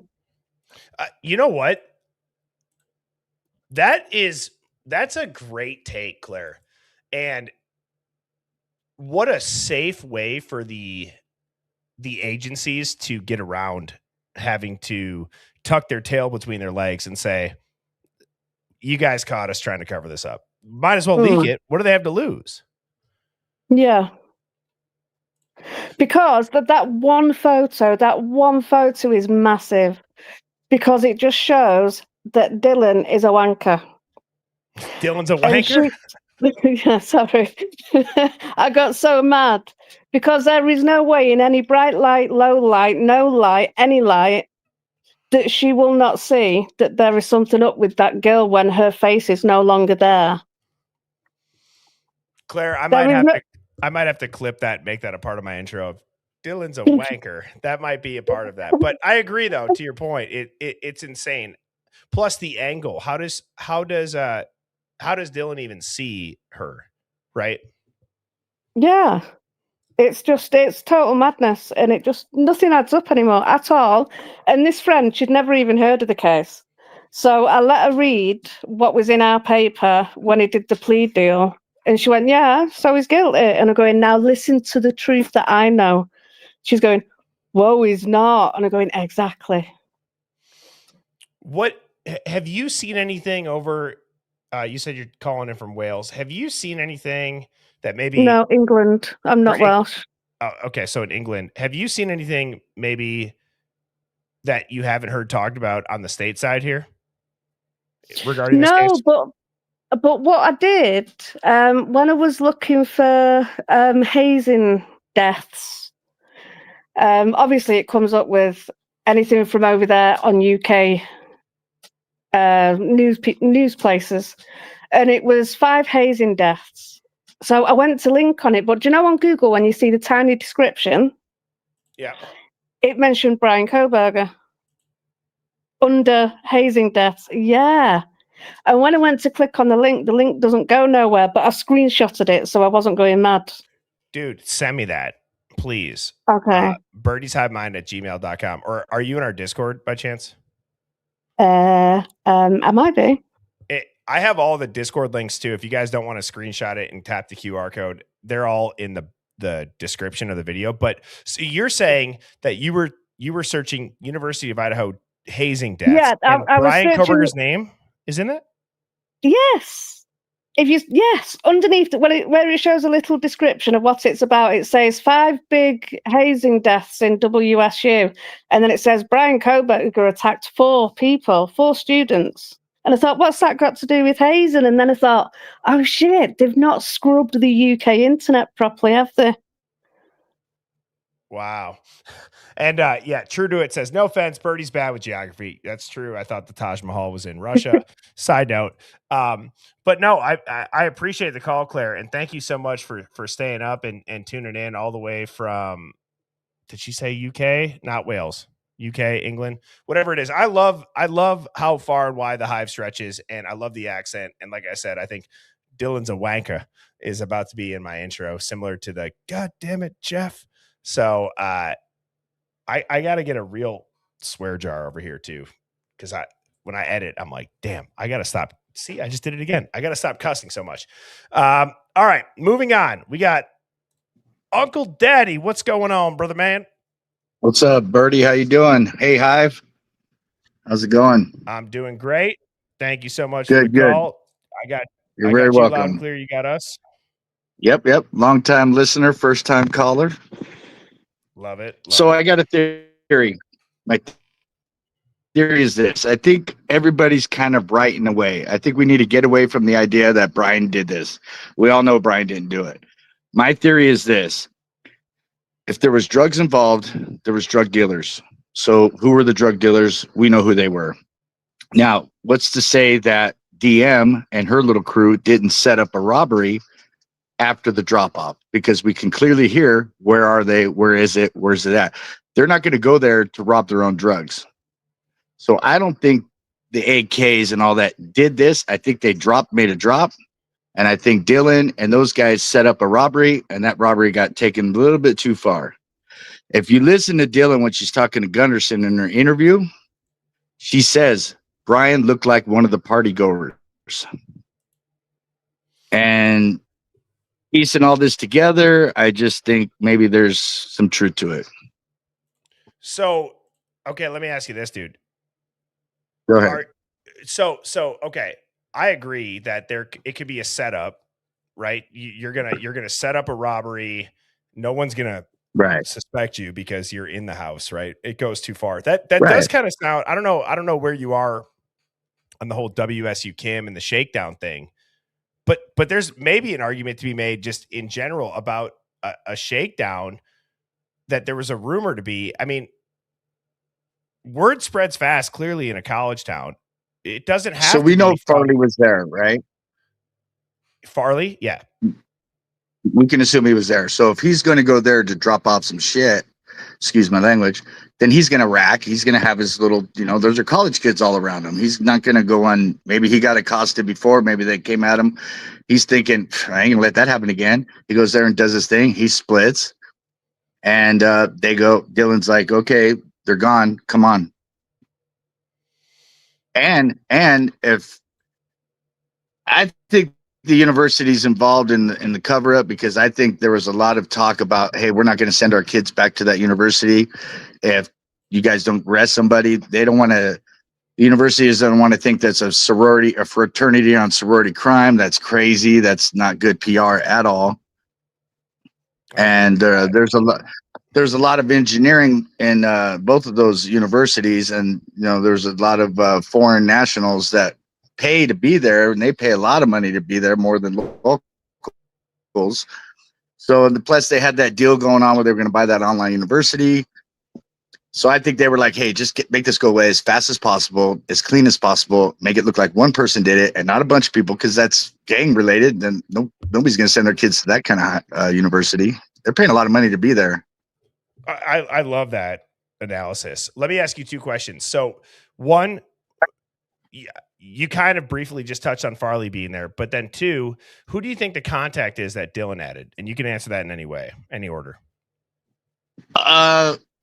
I don't think it was AK. I think the girls had that contact somehow or another. They had it maybe through Maddie's mom, or not Xana's mom. I don't know, but somehow or another, there's a connection there. So she can. We're talking high level prison gang versus low level drug dealers, and there's a big step between those two. I think if it was a prison gang going in there to do a hit, they would have did a hit and that would have been done. It wouldn't have been a robbery. It would have been a bunch of questions being asked. It would have been, this is what's going to happen and we're going to do it and we're in and out. And I can tell you right now, that's pretty high profile for a prison gang. You got to think all their mail's going to be going through, all their cells are going to be tore up, all their visits are going to be done. I mean, if there's a link to them for this, look at all the backlash they're going to receive. It doesn't seem worth it to me. If they're drug dealers, they're going to want to stay to be drug dealers, and they'll deal with the other stuff on the side. But dude, sorry to interrupt. Have you seen the movie that just came out with Ben Affleck and Rip? Matt Damon? Dude, The Rip, and the cartel is saying, we didn't go and shoot this up. This wasn't us. And they don't want the heat for killing a Miami police chief. Like, you're totally right, because you're right. Everybody in prison that's calling shots, all their phone calls and the recordings. Exactly. Everything. All their visits done. They're going to be pulling them out of cell. They're going to be messing them up. They don't want that. They want to lay low, fly under the radar, do their time. They all know they're doing life, and they just want the money to be consistent. So that means all their mules are going to be round up. Everything. It's going to be done. If you do something like that from prison, you can forget about it. And I just, that's just my experience and my opinion. Last question. Do you think the AK has soldiers like the cartel does, where it's like very low level, go do a hit, we don't really care what happens to them? Because I don't, you know what I mean? I don't know. There's members and there's associates. So the associates are always like outnumber the members because they got so many of them. I don't know of the low level gangs that they have out there in that area. I don't know if they would trust an associate to go do something like that and not F it up, right? Because obviously if they did do that, they totally F it up. And I don't think they would have other races do their work for them, because then it gets back to them like, what, you guys couldn't handle your own? Dude. And yeah. That's such a good point. Because didn't it come back to was it Mexican or not Native American, right? Right. Why would you have another race go do your dirty work, not guaranteeing it's going to get done the way you guys want it to be done? And now you got this big deal, and now it's back on. They just don't do that. It just doesn't work that way. But the last thing I wanted to mention is, how come there's never been an interview of Brian Kohlberger in prison? They've interviewed BTK. They've interviewed Bundy. They've interviewed the worst of the worst. Pierce Morgan goes and interviews that Paris Bennett crazy F. Facts. And they want to interview that dude? Dr. Phil goes and interviews Aaron Caffey. They want to interview that guy? I want to see that. I want to see that interview, man. I love it. And I appreciate the call, Uncle Daddy. Thank You're you for welcome, tuning in. brother. Thank you for being a part of the Hive. And, I never thought of that. If there's ever a gang that would probably never have another race do their dirty work for them, I do feel like it would have to be some white supremacist gang. I could be way out of line saying that. I really could be. I don't know. But that's a very good point about the jail calls and the recordings and the mail and having everything torn through in their cells. They're just trying to make their money. They're trying to call their shots. I mean, again, I don't know. The takedown in the RICO case is huge, but without knowing the inner workings of it, maybe there's a partnership with the. I don't even know. I don't know, but I just thought it was a valid point. Thank you, Uncle Daddy, for the call. Next up, we got So That's Victoria. How are you doing, miss? Hey, good. Hey, Birdie. Hey, Hive. Just one thing, the main thing that's been on my mind since the release of the 911 call is, what did DMC, when she went in, made the call, said, my roommate's passed out, drunk. She's not waking up. And like, oh, well, did you check her pulse? Like, oh, well, let's go check. Like, yes. And then the police show up and they get there and they walk thinking that she's unresponsive. And then to walk in, and after the photos from Santa's room were released yesterday, just how did the police not go up to the girls and be like, what do you mean that she was passed out? Like, do we not see the same thing? That's like, such a are good you point. in the alternate universe that? What would you have How said if could- you were a cop on scene playing Monday morning quarterback? What do you think you would have said if you were the guy, if you were Gunderson, right, that shows up to an unconscious person and you walk in and you see even just take the bodies out of it, right? You just see what we've been privy to see in these photos. What do you say to them? I just stop what I'm doing, just a beeline straight to them, like, what is wrong with you? Like, what did you do? Why weren't the girls in the back of the police car? Like, take out Hunter J, put that girl in the police car, sit her down, and be like, what made you question her? Like, what made you It's say crazy that she's unresponsive? That there has to be a reason for that. That's one of the biggest mysteries of this case. And it's actually one of the only mysteries, to your point, Victoria, that even the news off the jump kind of said it came in for an unconscious person, just for the cops to show up and see there's a quadruple homicide. Even they didn't know how to really, what do you want to say? Like twist that? They didn't even know what to say. Yeah. And for them to just be okay with that, like, and they didn't even question the dispatch, be like, how did that call come in? Like, what did she say when she called? Like, Do you think there's a chance? And I'm gonna do a poll while you're on the line, Victoria. Do you type of one? Do you guys think there's a chance that the 911 call was recreated? Type of one if you think there's a chance. And Victoria, so to your point, you're right. How does that make any sense? I don't know. You could have 1,000 people walk into that scene, and how many would say, "I think my roommate's passed out drunk"? Are you high? Like what? That's got to be it's got to be a replicated 911 call, or it's got to be. Do you remember the report, Victoria, about the guy who was walking his dog that said that he thought he saw somebody passed out outside in the morning and the door was open? yes. Like, did they cover that up with the premise of somebody being unconscious? Probably. I mean, I don't know. And so the last question that I have for you. So given that, right, the cops walk in and they give nothing but kid glove questions to anybody in that house, very softball questions. What do you have to say about the way that Dylan and Bethany were interviewed? Like, how Dylan, for one, like, could only remember what she wanted to remember, and also what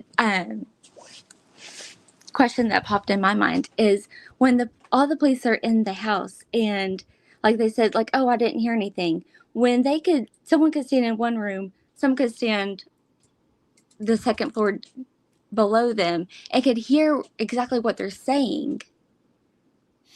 And Dude, there's no way that this was quiet. yeah. There's no way. I mean, so did you go to university or did you go to college? No, my daughter is in university now. She's my daughter. She'll be 20 in 2 months. Is So. she living off campus in a house or No, like even just dorms though? In general, you hear everything. Yeah, everything. Yeah, and girls are noisy. They're like, and it's also like what you could say you didn't hear the screams, but when you wake up and, sorry to say, it's dead silent. How is that? When it's so silent, like no one is making a sound. Like, It's like eerie. No one's okay with that. I'm a big believer too in this, Victoria, and I believe. And thank you so much for the call. I appreciate that. Thanks so much for calling in. And to Victoria's point about it being like eerily quiet, I'm a big believer that there's an energy that you could probably feel. People might say that that's woo woo. I've definitely walked into places and I've just been like, something's off. And it doesn't have to be as dramatic as 4 people stabbed to death. You can just walk in and be like, this is not good. And you can feel it. I don't know what that is scientifically. Maybe we can't measure it. It's like the gut instinct or you feel it in your heart. Whatever that is, just can't be measured yet, but it's real. I'm convinced that stuff is real. And Edie said, I honestly believe, and thank you for the super chat, Edie. I honestly believe that DM did lure Kaylee there for Quinn, but I do not think she knew what was going down like that. But the story was just that. Well, I think that kind of goes to what Uncle Daddy said is like, was it a setup for a robbery? This is just, it's so wild. This is insane that we are still debating all of this. This isn't against you, Edie. It's just, come on. Come on. It's a stabbing. It's a stabbing in a college town, guys. It's terribly sad, terribly horrific. But this is not some mega mystery. They've made it a mega mystery. There are people who committed this crime, whether it's a stabbing or a gun or who cares what it's with. There's somebody that went in and killed people and they know who it is. It's just insane. Like, and the greater good doctrine for the greater good or for a RICO case or whatever the hell it is.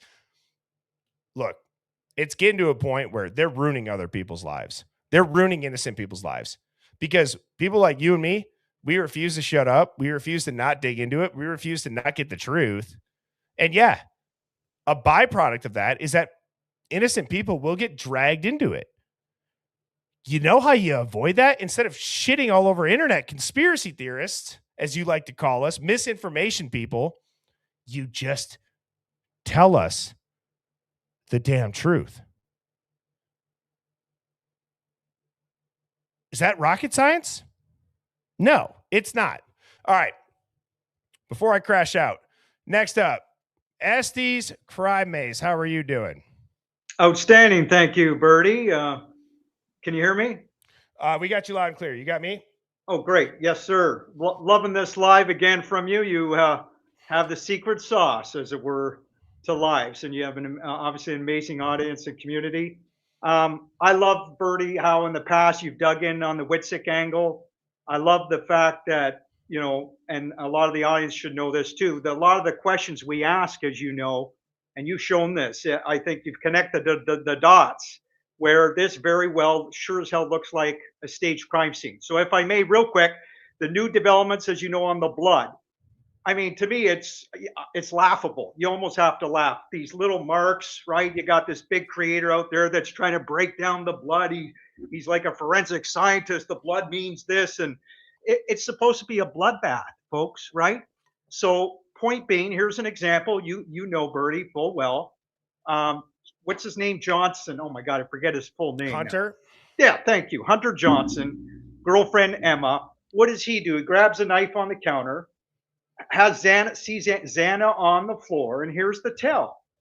He doesn't mention blood. There's no blood on his sneakers. It would be blood on his hands, blood all over him if Xana was really stabbed to death. Was any of the 911 calls, did we hear anybody talking about this blood everywhere? The answer is no. So, you know, you got to ask, was there even really a crime? And if these four are dead, I feel terrible.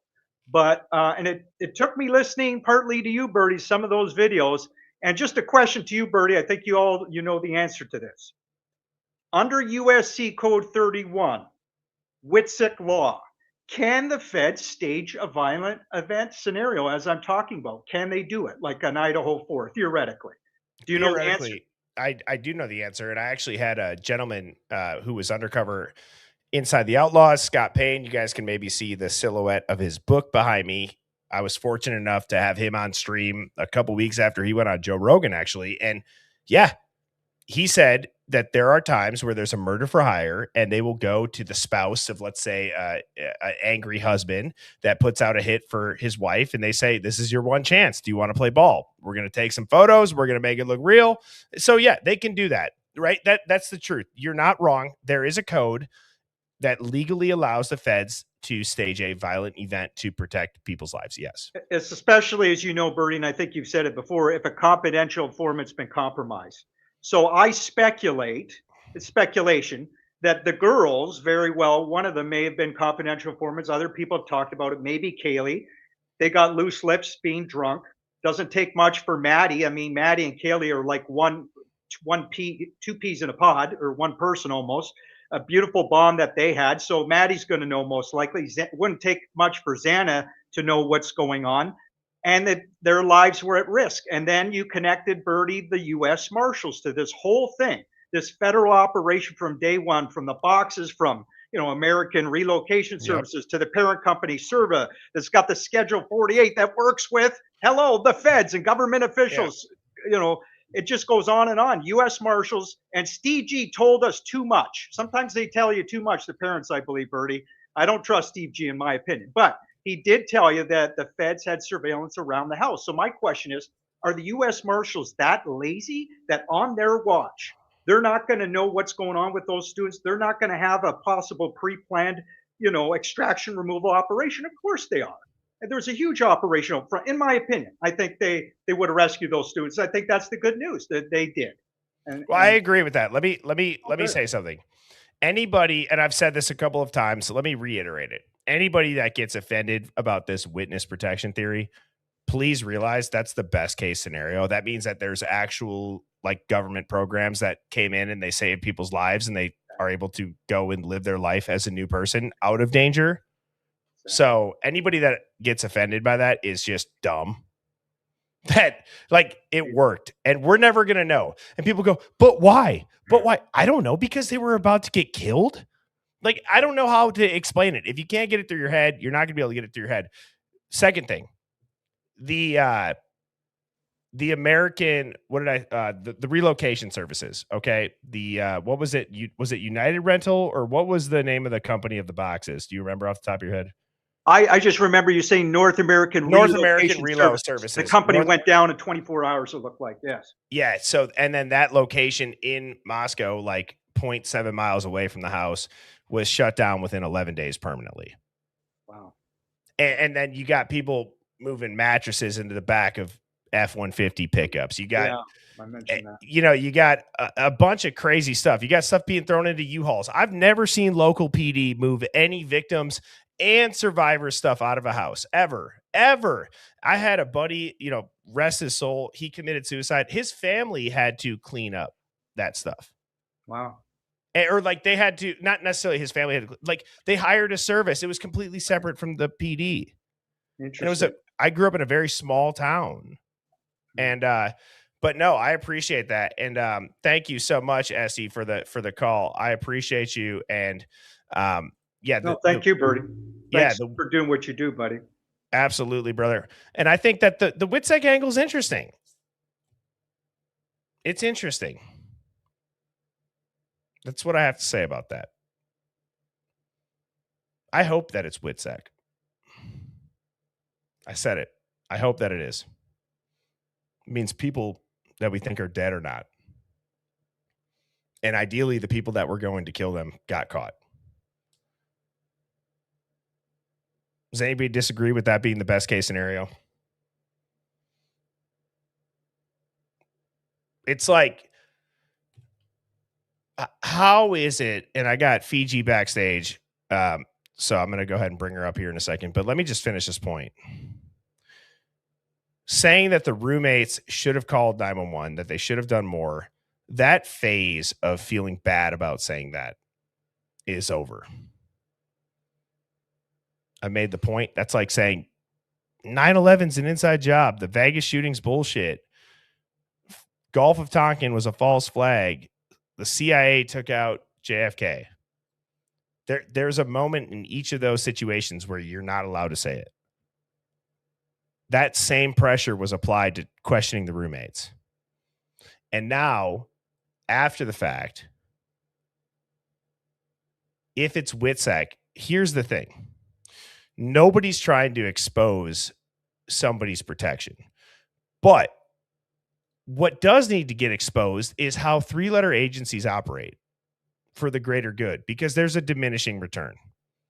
I cannot imagine a family that is not able to know. You guys understand that if you go into WITSEC and you're over 18, your family doesn't know. More times than not. We've had people call in that said they've been offered WITSEC. They couldn't leave their kids. They couldn't leave their mother. They couldn't leave their brother. They told it no. They got a choice and they said no. And guess what else? If you're going to go into WITSEC, I'm not going to say it's a full-on psych eval. You have to be evaluated. Are you going to be able to maintain this new identity? Are you going to fall into bad habits that you currently had? You're going to take this serious. It's expensive.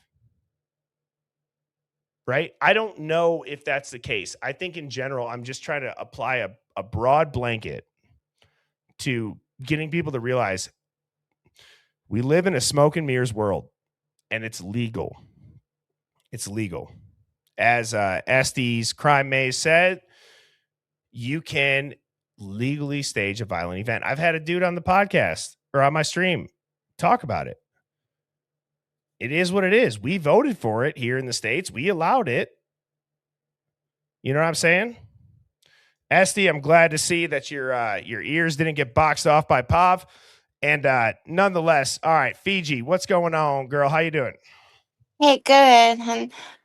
So I found this on the a Gonzalez family page, and I thought you'd find this interesting. Um, so I'm going to read it to you. Um, ah,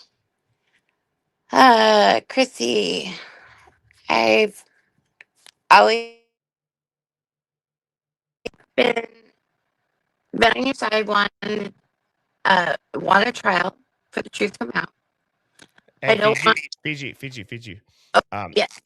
Start over. You were cutting out. Oh, sorry, Chrissy. I'm on your side. I always have been. I want a trial for the truth to come out. I don't want the whole truth. I don't think the whole truth has come out from reading the evidence as so many holes. And I hope you do a civil suit for the truth. Bill Thompson manipulated and took over the narrative and should be held accountable along with MPD. The government agencies seem to take over to create the narrative to the media.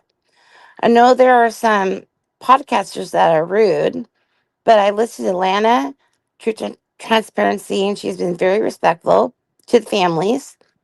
But questions, for example, who else's blood? The judges oddly accepted a plea deal without a motive or weapon. So many questions. So you must understand people want justice for your family and other children and others families. Many creators on your side, from what I have heard, at least. Pav, DA, Tooth Crime Cafe with Diego.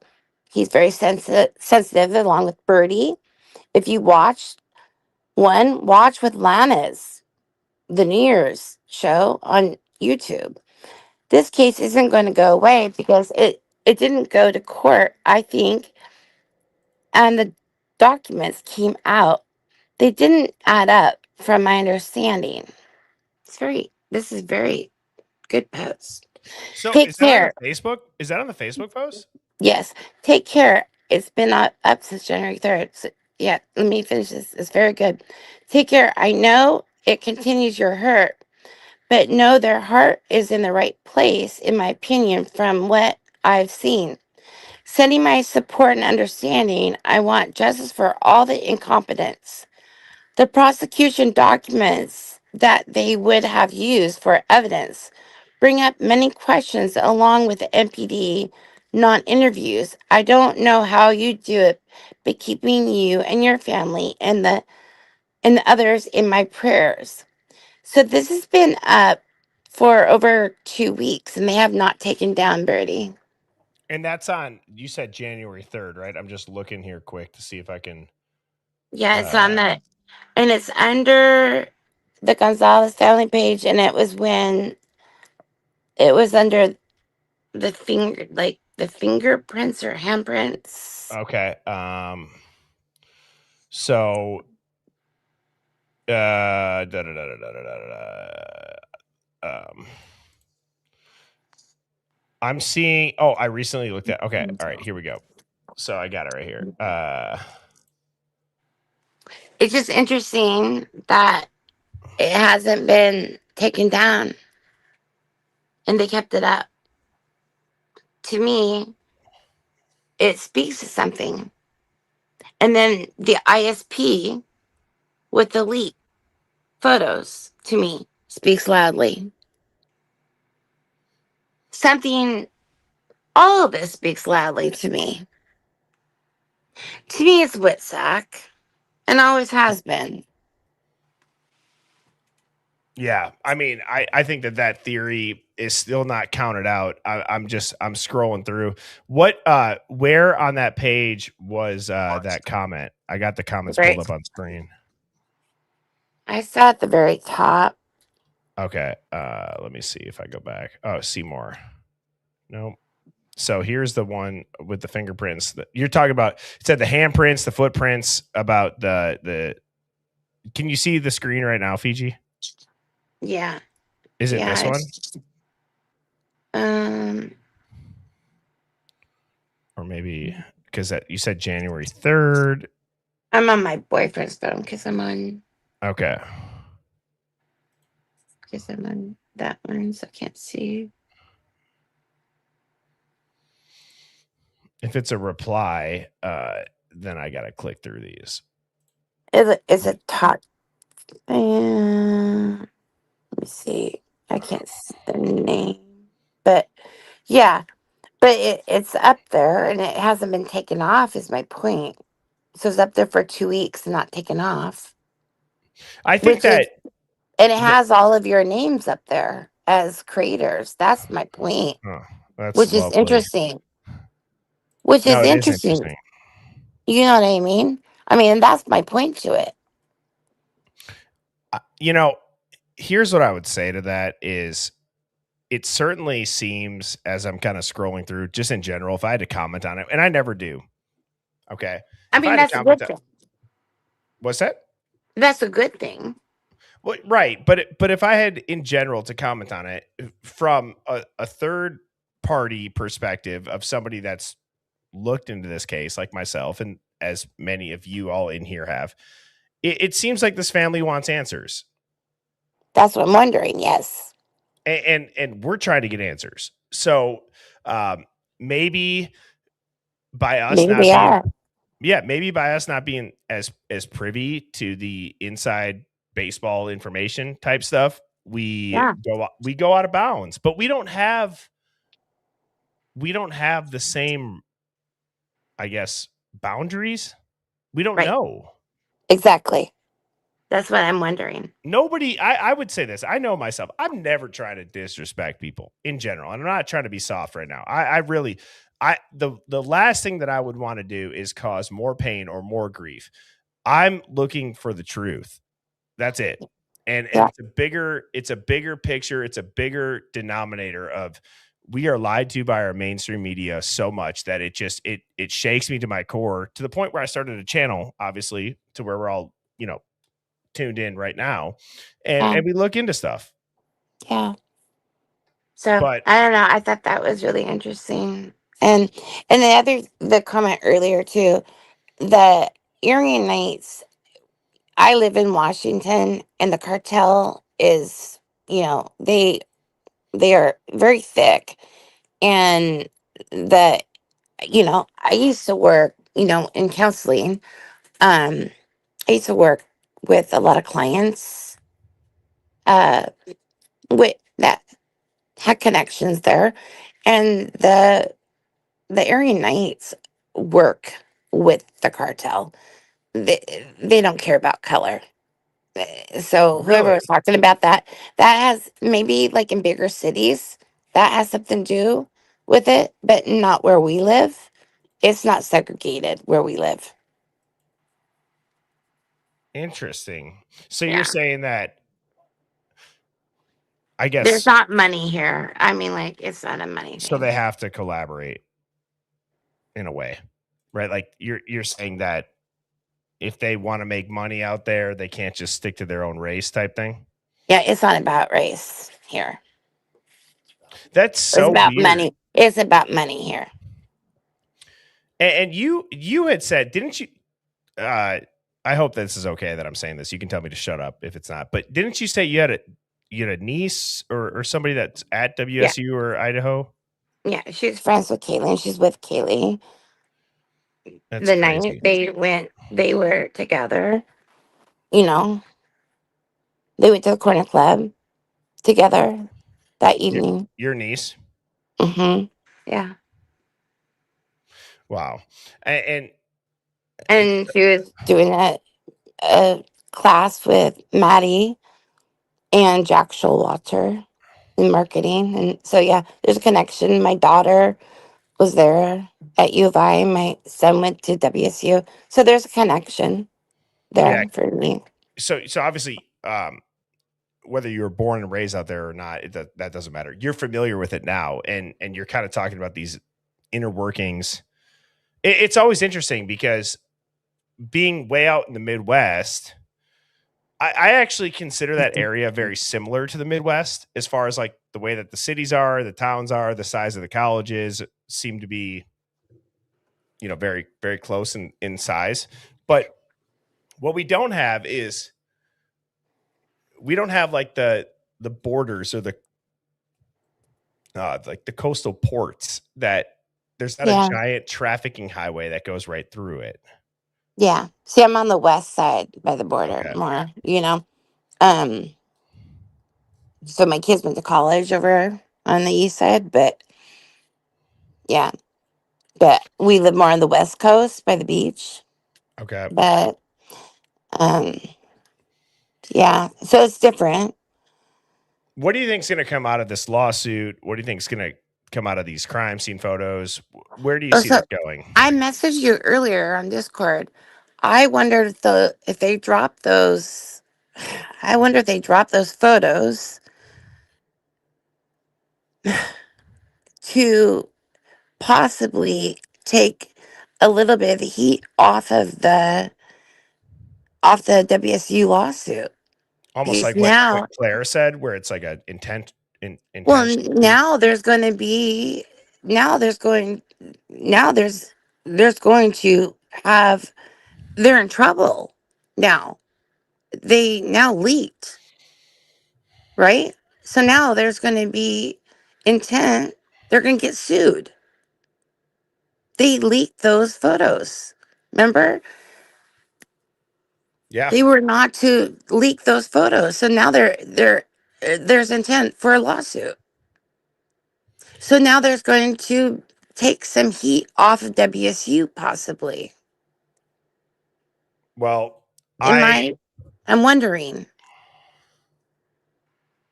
Do you Well, hear what I'm I don't. saying? Yeah, no, I don't think that you're far fetched at all. And thank you for the call, Fiji. I think tonight went amazing. I really did, or I really do. And thank you to everybody that did call in. Thank you for sharing your insights. Never stop speaking your mind, guys. You know, the only way that we get to the bottom of this is to continue to ask the hard questions, to not be silenced, and the hive is growing. So please, I encourage you guys all to do three simple things. One, hit the like button, hit subscribe, and scan this QR code if you want to just screenshot it. Join all of our socials, the Discord, check out the hivemindstore.com, follow me on TikTok. I keep everything free because when I say I'm not doing this for the money, that sounds so stupid because it's like, yeah, okay. You know, it's a little channel over on YouTube, and I'm so grateful for it. I love this. I look forward to this every single day. It's the highlight of my day. And I want this to not just grow as far as getting, people like-minded like us in on this. I want this to be a movement in the fact, or in the matter of, we don't let people get away with shit. And we have a chance to do that. And so thank you to everybody that did call in. Thank you to everybody that tuned in. I'll be back on tomorrow evening at 7 p.m. Central. Get some great night rest. Cheers, Hive. Birds flying high, you know how I feel. Sun in the sky, you know how I feel. Breeze drifting on by, you know how I feel. It's a new dawn, it's a new day, it's a new life.